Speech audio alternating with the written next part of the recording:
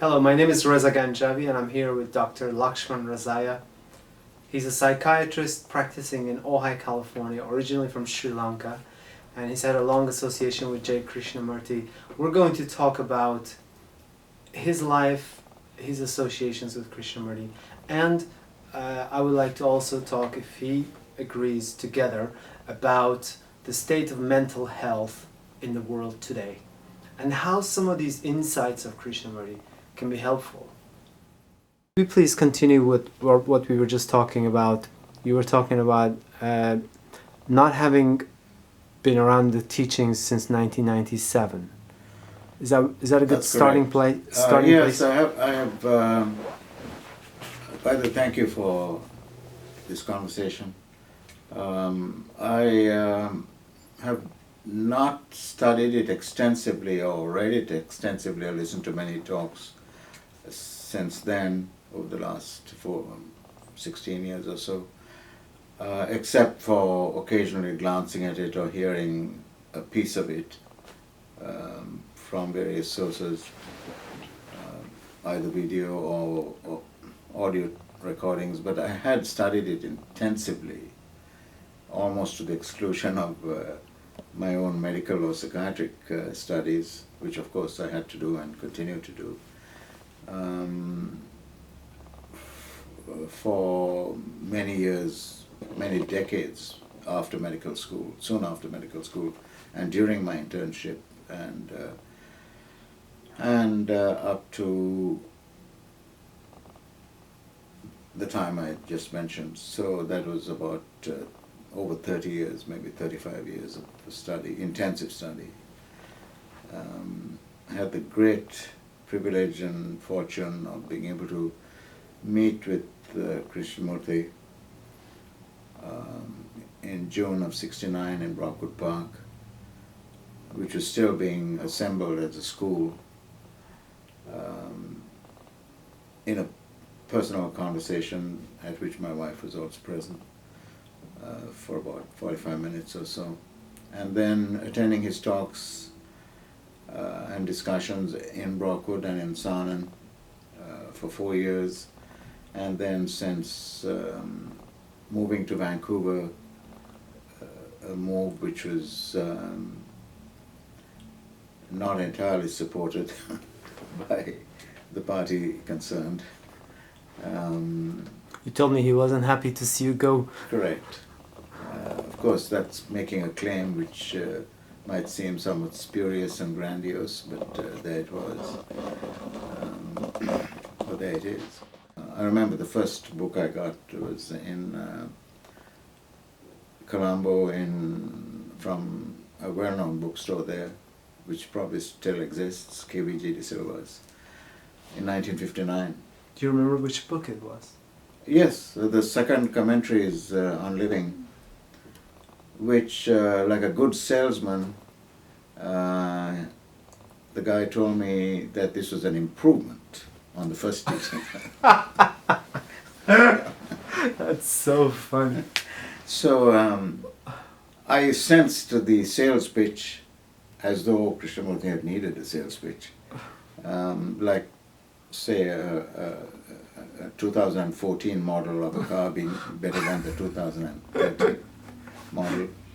But I was going to buy it anyway, the book. He didn't have to do the sales pitch, but he did, and I was impressed with that. I still remember that. I remember the feeling that this guy is a good salesman.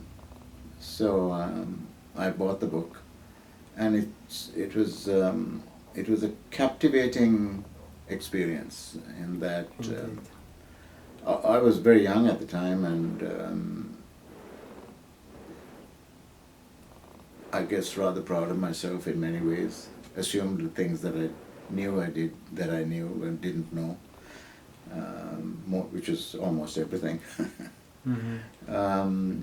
So I kept the book and sort of glanced at it in a sort of a desultory way from time to time through university and medical school, not really delving into it at great depth, but it obviously captured parts of my thinking. And then after medical school and during internship, returned to it. And from then on, studied intensively each of his books and writings, listened to a lot of his talks. I did hear his first talk on Radio Ceylon at the time, on the nature of the religious mind. That was his first talk. That was in the late 60s. And he had a pleasant, high voice at the time, and it carried through. Those recordings obviously are still there. And I was impressed with that too. Right. It was a clear, ringing, penetrating sound. The nature of the religious mind it was. And the next three talks were on the ending of sorrow. I remember his concluding one of his talks, or rather starting one of his talks on sorrow with part of the statement which said, and at the end of this meeting, I hope your minds and hearts will be clear of sorrow. So that was how he, sorry, I'm still recovering from this. So those were those talks. In the meantime, I had come across his books, as I said, and Dr. Adhikaram was a famous educator in Adhikaram, a famous educator in Sri Lanka, and I contacted him. He gave me the address of the KFT. At that time, it was simply the English Foundation. Yes. Mary Cadogan. And I wrote to him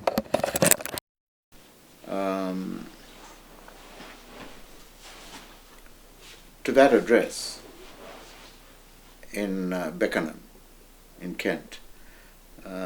And they forwarded it to, I think it was Beckenham even then, or may have been before Beckenham. Beckenham was the center after, I think, the 70s, in the 70s. And she forwarded, or someone did, to him here in Ojai. And to my astonishment, I got a letter back from him, written to me by him, which I should have kept, asking that we meet in London. He used that word, and because we were going to go to England at the time, and we did meet, as I've said. The teachings really took over my mind. Is this the time you're already studying psychiatry? I had started psychiatry already. You were in medical school. I was in medical school when I came across the book, the second commentaries. And then in my internship, resumed studying. I was working in a hospital after my internship as a senior house officer in internal medicine and surgery for chest diseases, and was studying to be a surgeon, which my brother-in-law, who was a renowned surgeon, encouraged me to do and was promoting me to do and having me study with him. An opportunity which was extraordinary given his reputation and his capacities and so on. But trying to understand the mind and was always something I was interested in from childhood, really. Yes, me too. You too? Yeah. So there it is. So understanding the mind was, and so much to everyone's consternation, I switched to psychiatry, and in the meantime I had started studying the teaching. So it was a kind of a natural thing to do, complementary thing to do.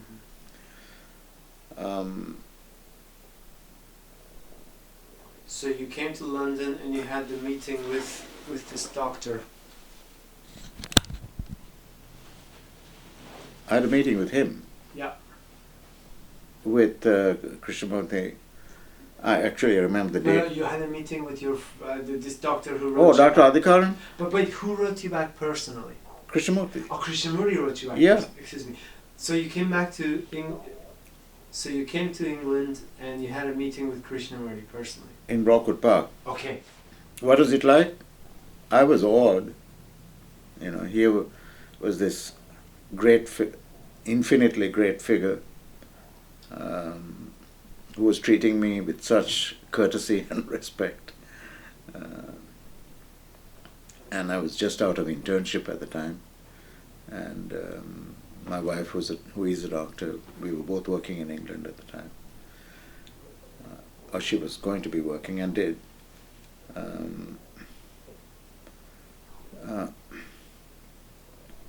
So that the meeting was, I couldn't categorize him. I couldn't use, there were no words that came to my mind to try to describe that, that interaction. And from time to time I would look at him with this sense of awe. I can't think of another word for it. Yes. Because here was this Buddha-like figure in our lifetime. And I was talking to him, you know. And you had studied his I had studied his books. So you weren't just impressed by the person. No, it was no. Or his reputation. Yeah, yeah. It was the His work reputation. itself which you had delved into and had touched you deeply. That's right. I mean, after the first time I started rereading him, I discussed it with a friend who was very closely connected and who was studied, knew of him, hadn't quite studied the teachings, but knew of him. And I told him, well, this doesn't seem to be quite well organized, and he's a bit vague, and he's not doesn't follow through with. But he was many years older than I. An academic. Academic. Yeah, typical. Yeah. But he said, stay with it. Mm-hmm. So even him saw something in it. Yeah, he said, stay with it, and I did. And 2 weeks later, something clicked. Mm-hmm. It just took me. I took all of 2 weeks for that to happen. Yes. Since going back, and then he pretty much said, "I told you so." I mean, didn't say that, but interesting. Yeah. he didn't say that. But that's how it transpired. And I still think that's the most beautiful of his works. You know, the Commentaries on the Living. The second edition, series. Yeah. There are 3 series. 3, yes. I think that, to my personal experience of it, I mean, the notebook is exquisite in his descriptions of nature and in the vantage point that he brings to bear on phenomena, whether it's human phenomena or mystical. the thought process, well, or nature. Not mystical is sort of. Well, he talks a lot in the notebook about his experience where he's sitting in a room and it fills with this otherness. No, that's right. That's true. But that's not what I was referring to. What I was referring to was when he even looked at a scene of nature, it was from a vantage point which was from outside of that. And not from within. He wasn't describing a scene. I see what you mean. He was describing it from a dimension, not to be pretentious in using that word, myself, I mean, it seemed from somewhere else. So that there was not only the vista that he was describing, but also the context of that vista in terms of nature and the universe, not to be too grand about it, and and of that other dimension. So that all those elements, reading between the lines, seem to be present in a if you take any description of a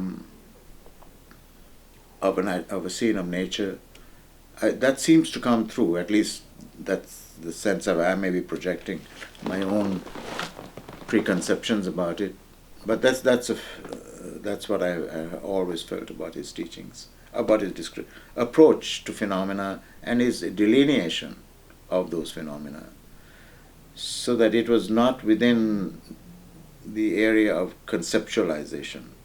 The words were needed to convey, and they were exquisitely done, poetically done, but not poetical with the intention of merely painting a picture to dazzle. I fully understand. Yes. I mean, they dazzled, but the intention was not to dazzle. Right. You know, like a work of a great artist. Like that's right. It came from somewhere else. But it was not only did have that spiritual so-called quality, but it seemed to have a scientific objective perspective, which placed that scene as a dynamic scene in terms of a variety of elements, not just natural, but not within the scene, but that yielded that scene and will yield other scenes and so on. It's very interesting that you use the term scientific. It's very interesting. Well, that's I the agree ultimate. with you. Yeah. That's not how the word is commonly used, but I agree with you on that. Well, that's the ultimate science. The first principle of science. I'm not a professional scientist. I'm a physician, but at least we have a good background of science. So medicine comes from philosophy, science. Just as science. Right. Is objectivity, and the collation and the delineation of elements in that observation. The determination of authenticity in repetition of those elements in experimentation or otherwise, and then the conclusion, derivation of laws and so forth. So it had that objectivity in the way I saw it. There was no sentiment about it. Yeah. So that's the notebook, and then going back to commentaries on living, you were saying that you felt there's a difference in the style, right? Because here we have interviews, where he gave personal interviews with people who often had problems, and it's so beautiful how he clearly remembers all the detail, and he just elaborates, and probably says even more than what he actually said in the interview, who knows. And the descriptions are so beautiful. And those are from memory. Mm-hmm. Well, unless he recorded them, we don't know. But I doubt that. I doubt it too. But unless he recorded them. But that was one thing that amazed me. I mean, the sequence was so beautiful. Yes. And the conclusion, and as he often said in those commentaries, I have to take a sip of water. Sure. I remember may I interject? Yeah. There's one chapter in there where he's describing a green parrot on the tree. And just that description is so beautiful, where he's describing that he comes in, I don't remember the exact thing, in the yard, there's this child, and then there's this parrot, and this parrot made the whole tree, gives it life, and so on and so forth. And then the mother comes and tells the child, hey, and the parrot goes away, and with that all the life goes away from the tree. It's so beautiful that as I was reading I was crying. It's so beautiful and sensitive.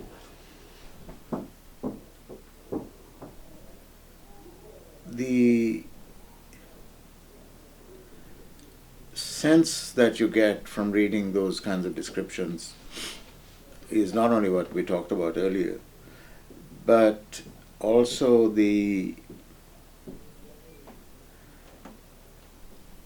actually an understanding, if I can use that word without making any assumptions or presumptions here, is that in some of those moments there was a suspension of self.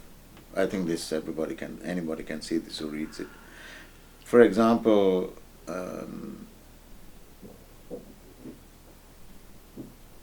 one of the most profoundly moving pieces in the commentaries is how he's walking in some remote area in South India, and where the trees had been chopped, and the tree line had receded because the trees were being chopped for firewood and so on. Then two women came down the path. I don't know whether you remember that. And there was the mother and a younger woman, and he followed them. They were carrying bundles of wood, and he helped carry them. And they were barefoot. They went down the craggy paths, and the feet seemed to find their way along their paths, independent of the person. And he went along with them. The mother said, "I'm hungry." Not the mother, the daughter. And the mother said,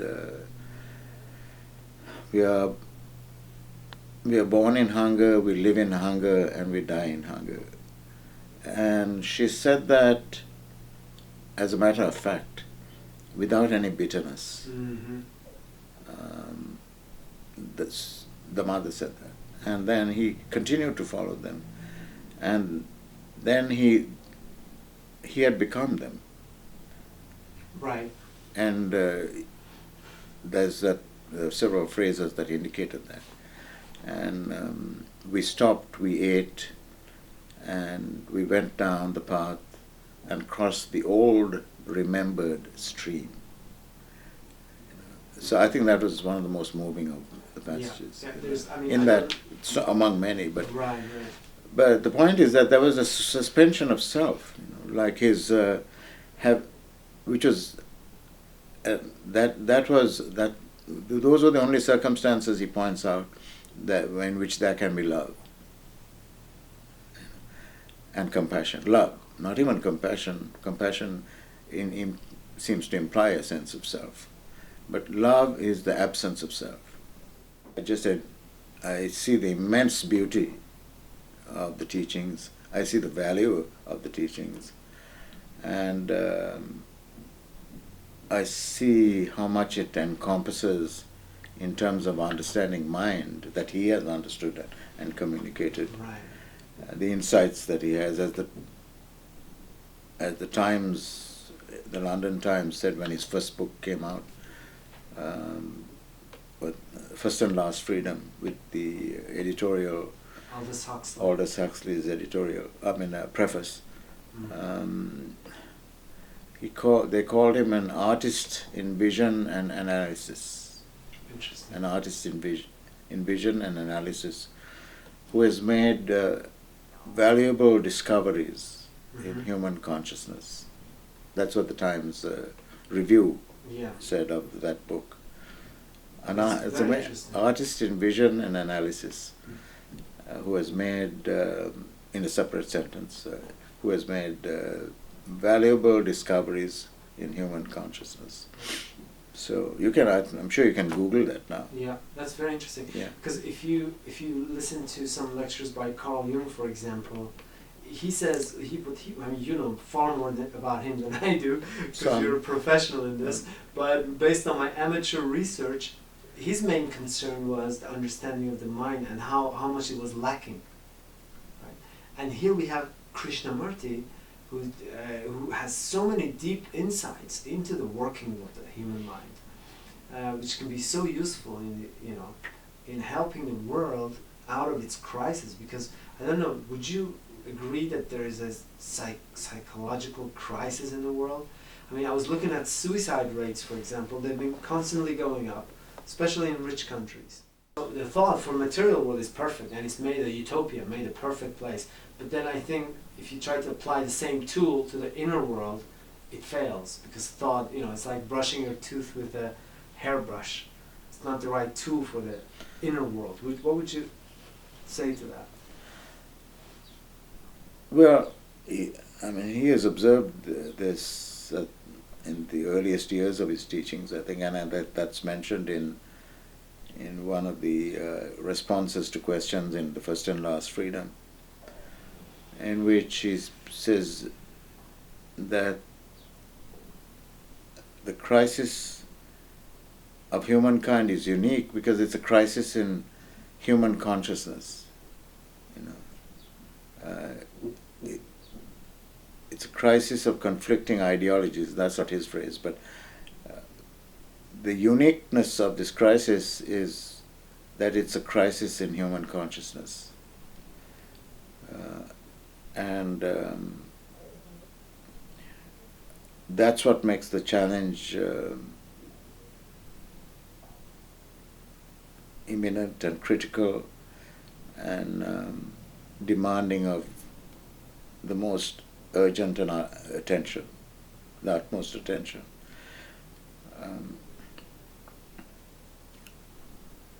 In terms of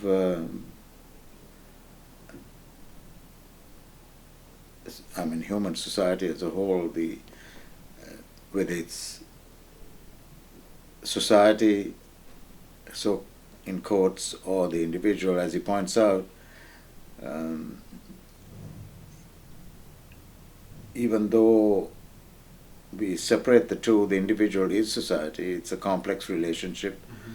But society, he points out, is man's relationship with man.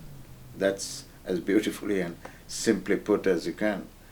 And then he goes on to say it's based on his ambitions, his greed, his sorrow, and so on. So that's society.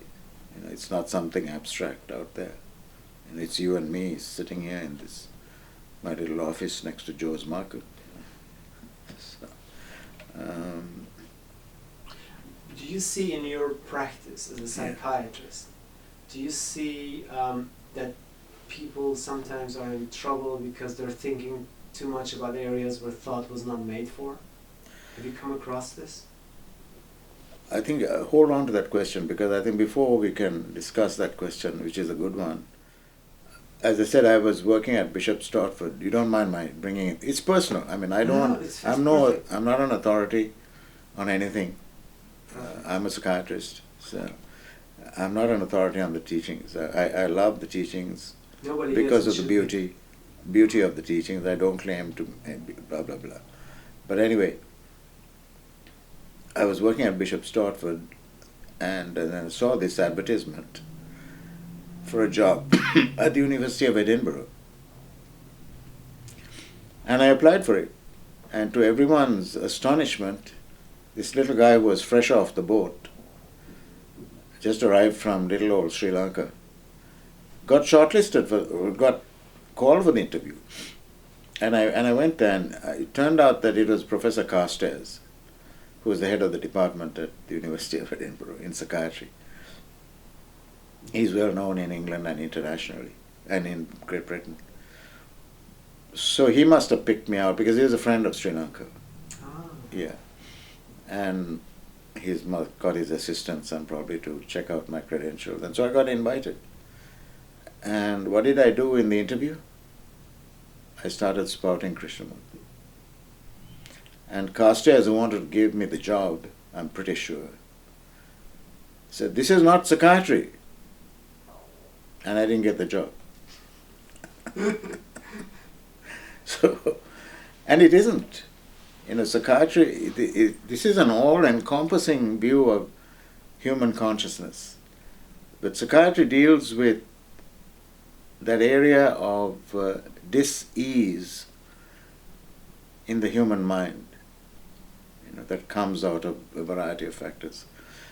And as he points out, Krishnamurti points out, in one discussion with an analyst, it's in I think the third commentaries on living, one of the commentaries anyway, he says it may be necessary to heal a part of the mind. Right. You remember that? Yes, yeah. yes. But if we are not concerned about the whole of consciousness Right. and so forth, that's a beautiful paragraph, right? Observation there, which is there are these gems, Oh yes. which you can take out and set apart. So this is one of those, in Right. which he says, one has to be concerned with the whole of consciousness. Otherwise, there can be no healing of man. The healing of man, That was his charter early in life. He said, "I want to heal the mind Right. of humanity," yeah, he said. which is so important because I see it around. There's really injuries. But it's not psychiatry, Right. Right. and he was very critical of the limitations of Psychotherapy. psychoanalysis. Mm-hmm. But he also acknowledged that analysis was necessary. Mm-hmm. You must know how to analyze. And at other points, he used to say, you can analyze from this background. Well, isn't that You know. one of those areas where there's a distinction between the practical and the psychological? Because in the practical sense, I mean, I'm a professional analyst. I analyze businesses, I analyze Of course. systems. Mhm.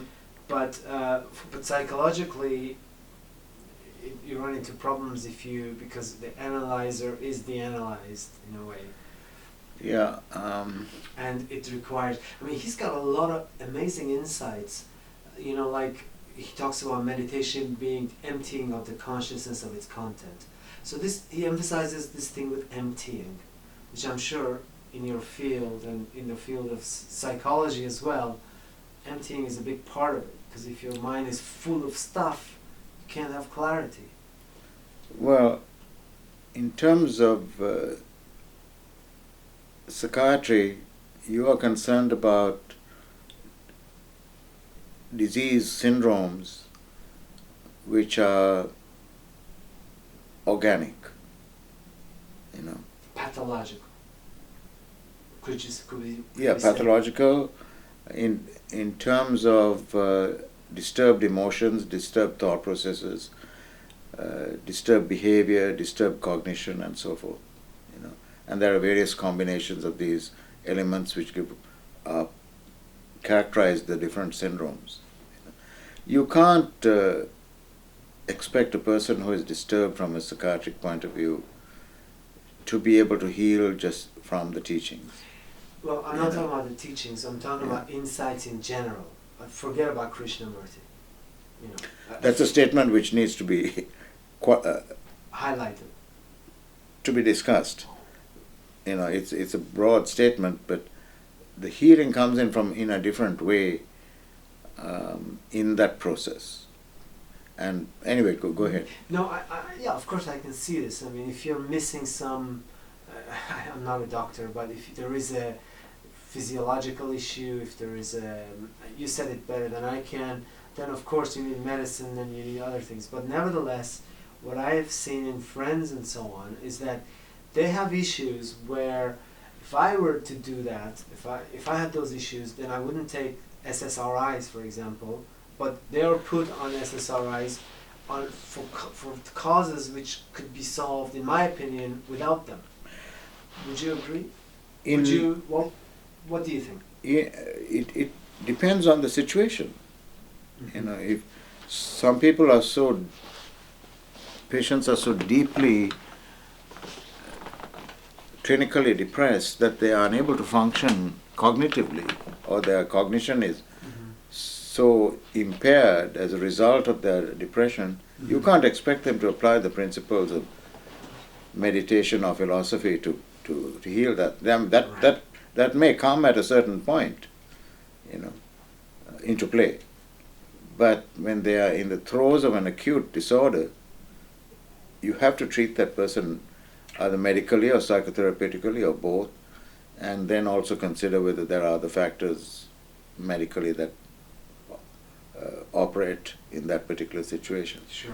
But you're talking about the people who are overall well and who have some emotional disturbance or reaction to some situation or some profound sadness, which is not still a clinical Right. issue, who can then be amenable to psychotherapeutic approaches without medications and be healed, and maybe even if they're sufficiently aware and so inclined, apply their minds to philosophical or spiritual principles to heal themselves or have someone interact with them in that fashion.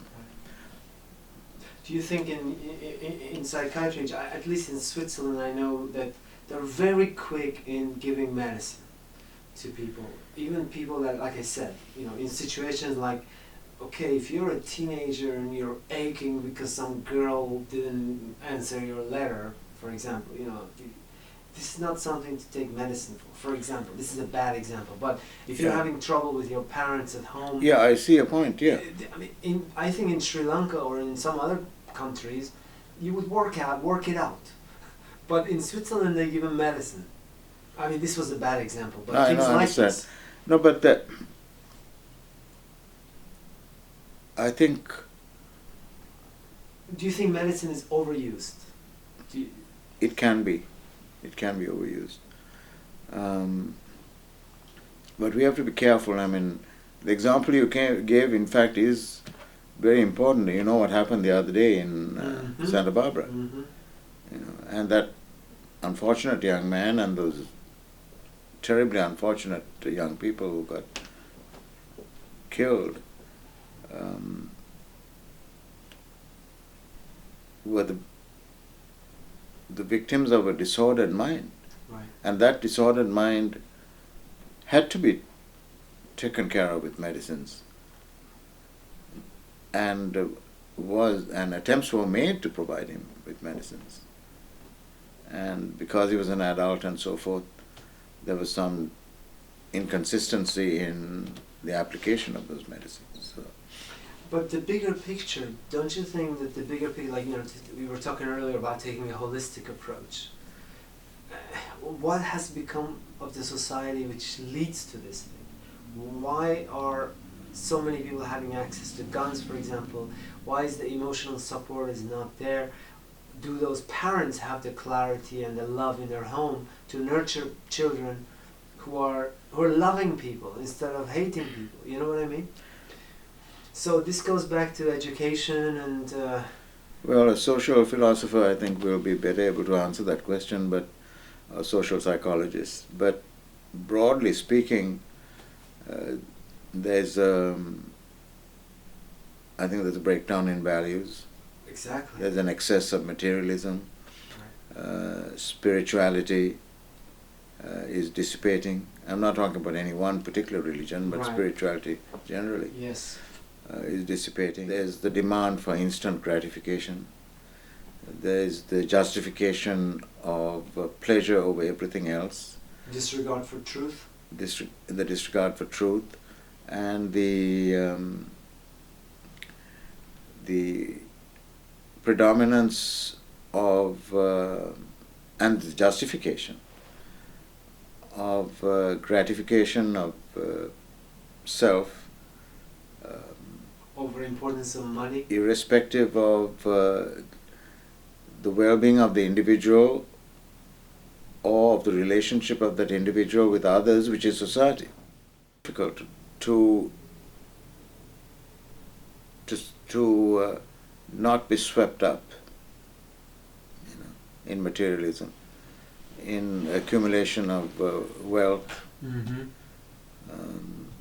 the aspiration for fulfillment of ambition for the sake of it, for the sake of fulfillment of ambition. I mean, we need to have motivation, as he put it in Brockwood in the first talks he gave in Brockwood in '69, to have the drive and the motivation without the ambition. That's one of the purposes of education. This is, I think, in his first or second talk in Brockwood. Was it a talk or a discussion? I think it was a discussion. To have the drive or the motivation without ambition. That's So beautiful. That love, interest, To is drive, its own motivation. Yeah. I mean, we are not idealists here. We all have a little ambition, to achieve a degree, to get. The ambition may not be the wrong word, but I think that's a goal and a motivation and a love, and therefore, in a good sense, an ambition. Not ambition for the sake of elbowing out everybody else, but Exactly. or killing everybody else, Or lying, or stepping on while others. you're getting there, or stabbing people. No, that's too strong. But that's what happens. No, I said stepping on others. I know, I used another word. Oh, you said stabbing, Yeah. because that also happens. Yeah, all the time. Yeah, I know. He just repeatedly pointed out that greed and ambition are the causes of war. Mm-hmm. Starting right here. It doesn't start up there. It ends up there because it starts right here. Right. And like you said, well, somebody asked him, how can one person change the world? What does one person changing, how does that little person have an effect on the whole world? He says, you change and find out. It's a great answer. Right. And it's so true because, you can see it in daily life that when you act morally, when you don't lie, then this has an impact on people around you. And then we can also see around us also people who are so burdened with will to power, hunger for control, more and more and more of these silly things, which is a form of corruption itself. And then you wonder why the bigger world is corrupt, because it's right here in front of your eyes. He liked to talk about the root meaning of words. Yes. And one of the words was corruption. And he used to point out that it comes from I think it's a Latin word, rompere, which means to break up. Rompere, to break up. That's where the word corruption comes Interesting. from. Yeah. So fragmentation. Right. And in fact, one of his discussions, I think with that same analyst we talked about earlier, was entitled "The Fragmentation of Man is Making Him Sick." You talked about sickness earlier, and rather this multitude of overwhelming problems, which is sickness, and pointing out that fragmentation of man is making him sick. So.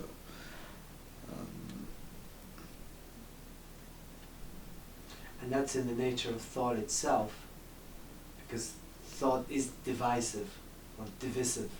What's the proper word of saying that? Divisive or divisive? Divisive is fine, that's a good word, but the word that's most frequently used, I think, in the teachings or the insight is that it's separative. Thought it separates you from your environment, and well, it creates the you, and that by itself is a separation, right? yes, that is the separation. The you is thought. Right. The you is all these accumulated memories that I keep using a phrase as if, let's assume that it all comes from the teaching, and then I don't have to keep repeating that. Don't worry about it. Is that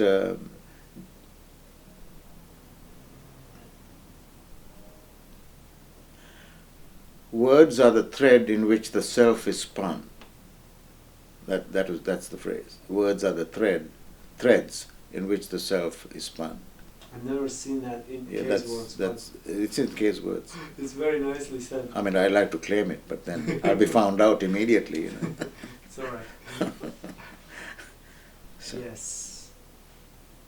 And just by its coming into existence, the self cuts itself from the universe, separates itself, because it is separate. The self is separate.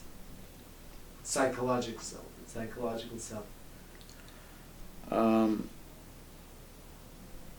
I think we conceptualize that. That's another concept we have. When we say that, it's true, that is an insight. But to see that that's a fact, for example, in one little description of a flower, a rose. He points out it seemed so close to the senses. Okay. Or in another phrase, he says, when you separate the girl from the mountain, he's talking to some young guys, when you separate the girl from the mountain, there is conflict. You know? Right. So, but what I said was yeah. not, it would be dull, it would be boring, it would not be interesting at all if I was just repeating some theory. What I said was something that I've seen firsthand. right. So No, it's no, not, I didn't mean. It's not conceptualization. I didn't. That's true. It's not conceptualization if you have experienced it. Exactly. But in our approach to the teachings, what we talked about earlier, we conceptualize the insight. Do you? And I don't, and I think you don't either. Or I'm wondering, do you? Do you sometimes? I think the not? first instinct, in quotes, is to conceptualize. Yeah, I see that. And then you can see that you've done that and move beyond it. And he has also pointed out that knowledge is the first step anyway. You know, Exactly. I mean, when we hear him talk or anyone talk and giving us knowledge, that's the first step. You know, and some people complain sometimes that he's simply repeating himself. But he points out that repetition is important and necessary, you know, up to a point. You know. But the point is, he wasn't simply repeating. He was rediscovering the truth during a talk and responding to the states of mind that existed at the time where he was talking. So it wasn't a repetition. Well, yeah, and I'm not. You said that he said repetition was necessary. I'm not sure if I remember this, but nevertheless, here's a guy who's talked for. He's given more than 1,000 talks, and a certain message. Of course, you know when you talk in Santa Monica, then you talk in Colombo. Maybe you repeat the same. But yeah. As you said, for him it was a new. It's a rediscovery. It's the imparting of information. It's the responding to the states of mind that he feels exists in that audience, and then transcending that to the experiencing of get you some tissue.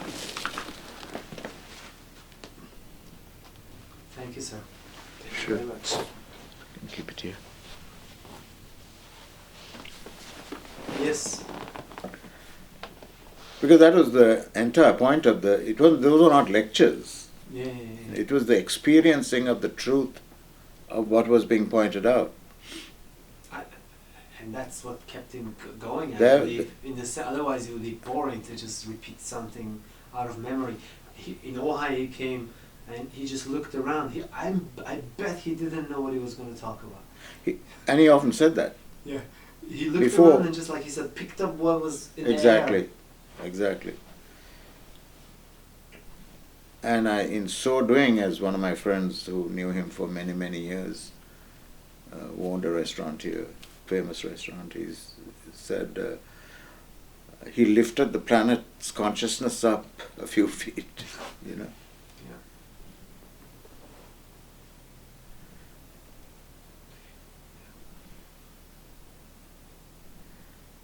It's always interesting for me to meet people who've studied this because not many people have. You know, even yes, many people have at a certain level, but I don't think many people have gone into it deeply. I think that the challenge is for each of us is not to become over-identified with it, or even identified with it, you know. And that's very difficult. We are only human beings, and we see the beauty of the teachings, the beauty of the person, and the energies he emanated from him. Mm-hmm. The thing is, you said you were interested in deeper meanings of the mind and exploring the mind since you were a child. I was the same way. So I think it's also a question of, also perhaps culturally, I was just going to say that. it hasn't. I think Kay has reportedly even said this, that some people, from certain cultures, have an easier time understanding these things. Because they've been explored from time immemorial, Exactly. and in the ancient cultures, I mean, I'm not a student of ancient cultures, but I've heard it said that, I'm sure it's true of Iran as much as India or China, but Yes. in India, that they did not pursue science as an exercise, Mm-hmm. because it led to illusion, and all these scientific principles were supposed to have been. Am I moving on? It's perfect. Have been already established thousands of years ago. Modern scientific principles, in ancient India, and I'm sure elsewhere too. And they did not pursue it because it led to illusion and destruction. And that's exactly what's happened. That's right. Sheldrake, whom we talked about earlier, Yeah. he wrote a book recently where he's showing that science, the dogma in science, how science has become dogmatic. Mm-hmm. And therefore non-scientific. Mm-hmm.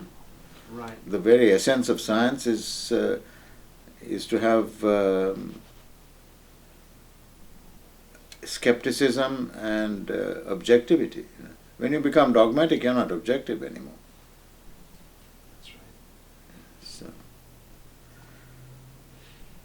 Yeah, and these subjects are far more than Krishnamurti. Krishnamurti was, I don't like to refer to him often because he had some pointers, but these things are bigger than Krishnamurti too.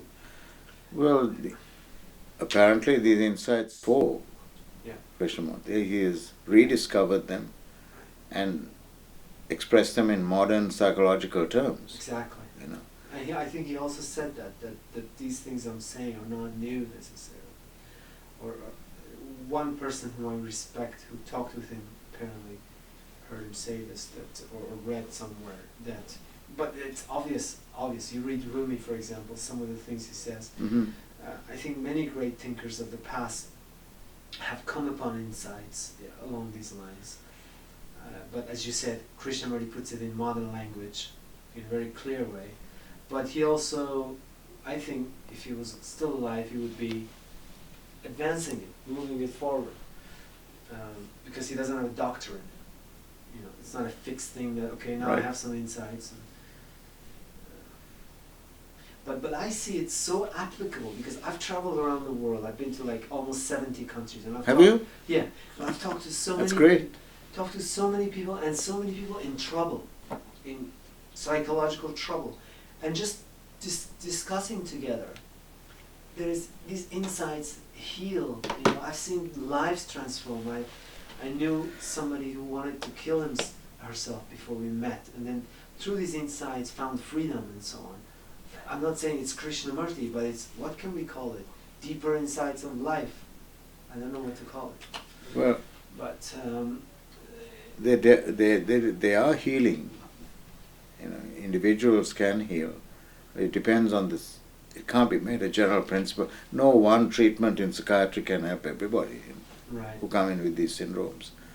But so different kinds of approaches, especially modern medicine and so on, are critically important. And you can't give a person who has a severe bipolar disorder a book and say, I understand this. Yes. Yeah, of course. When there's that kind of problem, then you Or an need organic problem, and it discovered that he has a seizure problem and not a mood disorder problem, but it's really a temporal lobe seizure Right. problem he has. You've got to treat the seizure problem. Yes. So, and so on. But there are, obviously, I'm sure there are millions of, during the vast numbers of years that he talked. But you know what puzzles me is that why doesn't the educational environment provide... I had a great teacher when I was 10th grade in Iran. Encouraged us to write our daily journal. This by itself is such a great therapy, to write down It's amazing. Yeah. Yeah. It's helped me so And much. teachers can have such an important and vast impact on a person's life. You know. Our older two kids are teachers. You know, so, one is a high school teacher, our daughter, in Berkeley, and the other one, I told you, is a professor. So. But unfortunately, many schools are so caught in being extremely busy with the curriculum, you know, math and science and this and that and that. There's not enough, even Krishnamurti, some Krishnamurti schools, Mm-hmm. there's not enough space for inquiry, for these deeper questions, which matter far more than physics and math and everything else. Right. Well, being a teacher is the most important of all professions, as Kay has pointed out.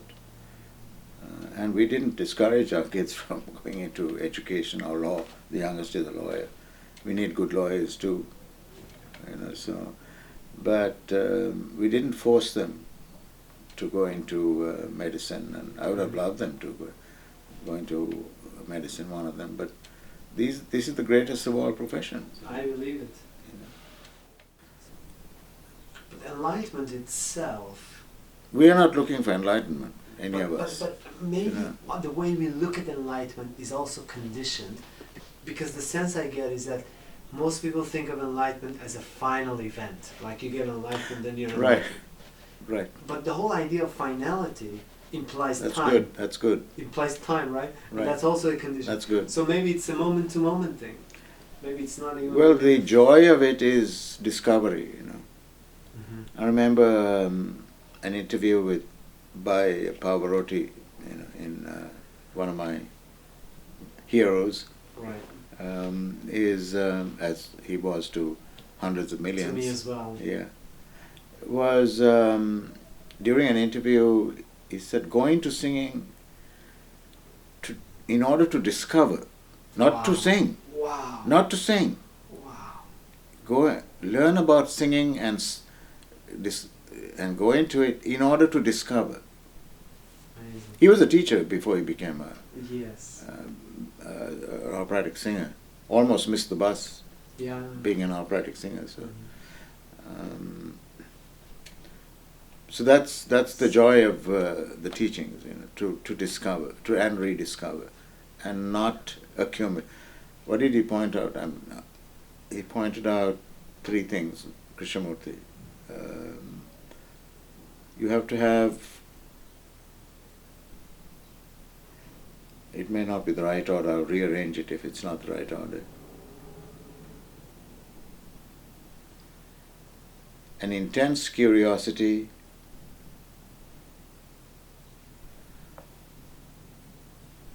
a persistent awareness, and a sense of non-accumulative understanding. I think those are the three things.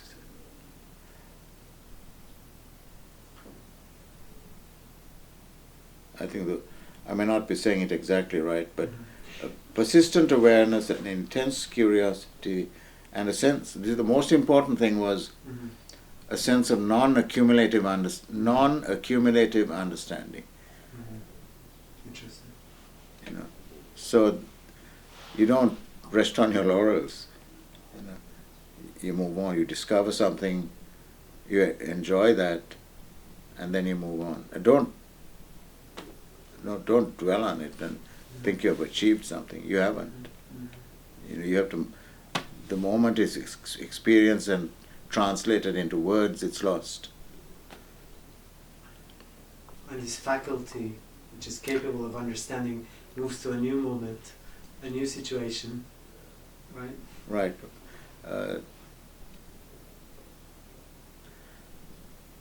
Yeah. One of the functions of the mind is to compare. So we are always comparing, and to conceptualize and then to accumulate. Yeah, those are important things from In a certain practical- level, it is Yeah. important. But psychologically it becomes a hindrance. In terms of this particular pursuit, it becomes a hindrance. Yeah. But these are huge conditionings of societies. Everywhere I've been, people are so consumed with what do other people think of me. I mean, Kay's work is so beautiful as a psychologist, let's say. because he talks about this whole business of image making. Can we, and challenges, can we live without any images? This by itself, I bet, would solve at least 20% of psychological problems of the entire planet. Yeah. And I think, on the other hand, I think there's a tendency to idealize and to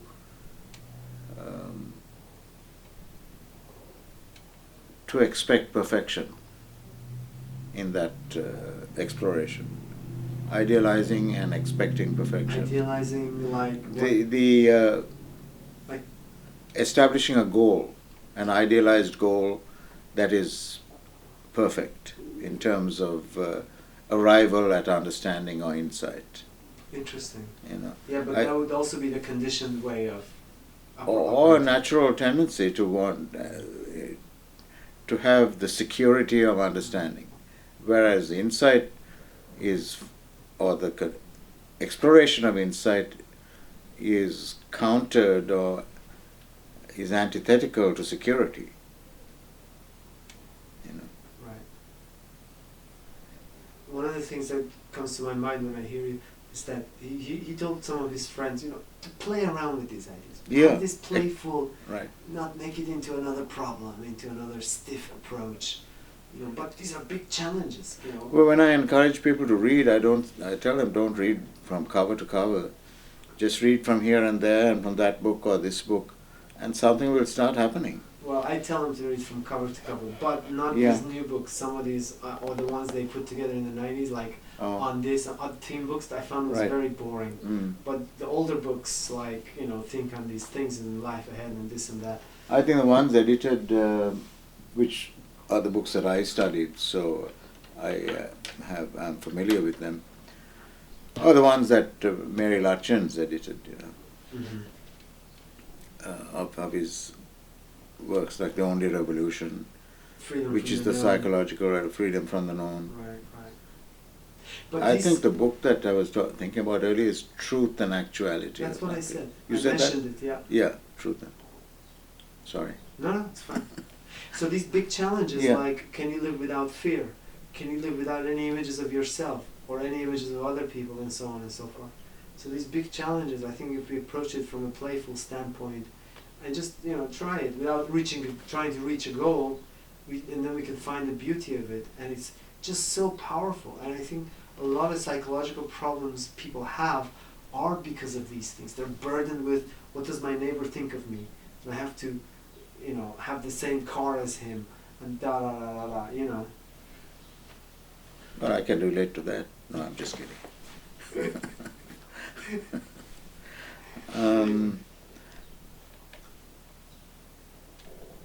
Well, I think our biggest obstacle is this natural tendency to conceptualize and leave it at that, and not proceed beyond conceptualization. I think Yeah. sorry to sound like this, but perhaps even before we get to that point is the problem of not even studying, not even having an interest, because we're living such a quick culture, you know. That's right. Mm-hmm. But what do you think about this? I mean, I heard that somebody said that, Krishnamurti said that don't talk about it in the school, transmit it to the ad. But I think this is nonsense. I don't think this is even an accurate report, unless I see a reference. Because Kay himself talked in his schools to his He did, yeah. And in fact, I think those books, Think on These Things, This Yes. Matter of Culture, are such beautiful Yes. talks with kids, with children. There are many videos as well. I mean, education and the significance of life is beautifully written. They're not talks, but he wrote it himself, you know. So, and it gives a clear exposition of the intention of the education.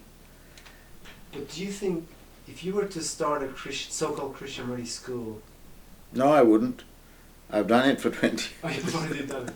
Don't ask me to go there again. I mean, I'll go there, but not got involved in the day-to-day stuff. Right, right. That's hard work on the part of the teachers and Of course. And Any administrator. school is hard work. hard right? work. Any school. And I sympathize with them. I mean, I was involved, and my wife was involved too as a parent, and she was on the school board for a while. To establish that school, I mean, it was a struggle. The teachers were valiant about it, and I was chair of the academics committee, and of course, our 3 children were in the school, so we wanted a good school. Mm-hmm. And even though we had the best schools in Canada, 5 minutes from where we were, Right. in Vancouver, if there's a inquiry, scientific inquiry is encouraged at the schools, this is a natural extension of that. The spirit of scientific objectivity. This is science, the ultimate science, and the ultimate psychology, which has to be scientific, because it's the most difficult, because objectivity in observing subjectivity is the most difficult, one's own subjectivity. Mm-hmm. Beautifully put. So that's where the centers of learning are important, and one's own consideration of that. And even though I haven't really actively studied or listened to talks or discussions or read books and so forth for a few years now, many years, it's there. Thank you. I was going to come to this because in the beginning of the talk you said I haven't studied it since 1997, and I was thinking, but you are studying life, you're aware of your own inner movements. That's the book. The book Exactly. is you. Exactly. The book is you, and he points that out in one of his talks to the kids. He said, "It's observe yourself," and he said, "It's all there." Somebody asked him, "Where did you learn all this?" A kid. My own laboratory. And he said, "Observe your mind. It's all there." Mm-hmm. I remember that phrase. It's all there. Yeah, and also about subconscious. I mean, this is very much within the field of psychology and psychiatry. I'd like to know what you think of it. But apparently Kay said that, is it really subconscious, or is it so obvious that you don't see it? I can't remember that, but that's very good. I heard this through one of his friends. Mm-hmm. But based on all that I've gathered from studying him and other people in life itself, all of those things which we may call subconscious are actually sort of bubbling up during your daily life, during your relationships. So there's always an opportunity to see what you are. There's no dearth, no shortage of opportunities. It's all there. It's everything. Yeah. It's life. I mean, it's all that maelstrom of emotions that's swirling around. And as you put it, you start in the soil of pain and sorrow. You start there. You can't go there unless you're here. Right. And everybody has pain and sorrow. Right. So you start there. That's grist to the mill, as they say. And in the field of psychology, which I've studied, but I don't have a degree in it, there's a big pitfall with trying to become something else. But Krishnamurti brings some very important insights into this. He says, when you are jealous, you are jealousy. And it's important to stay with that, because if you try to not become jealous, right, then you're moved away from what is, which means you don't understand what is, which means there can't be fundamental change.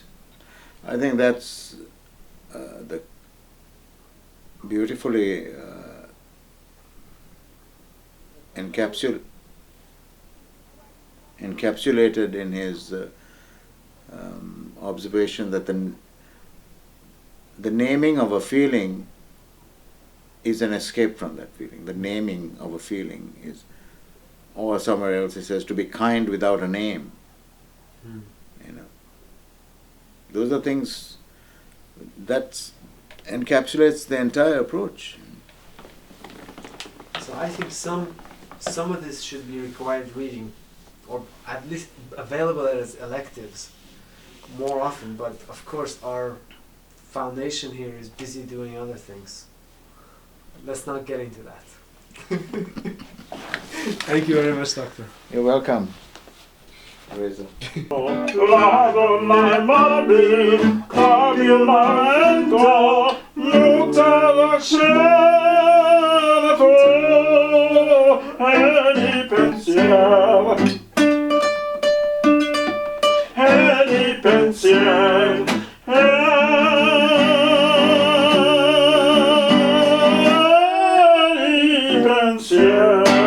È sempre misero, quale s'affida, chi le confida, ma occhiato il cuore, ormai non sentesi, felice pieno, chi sur quel seno non vive amore, la donna è mobile,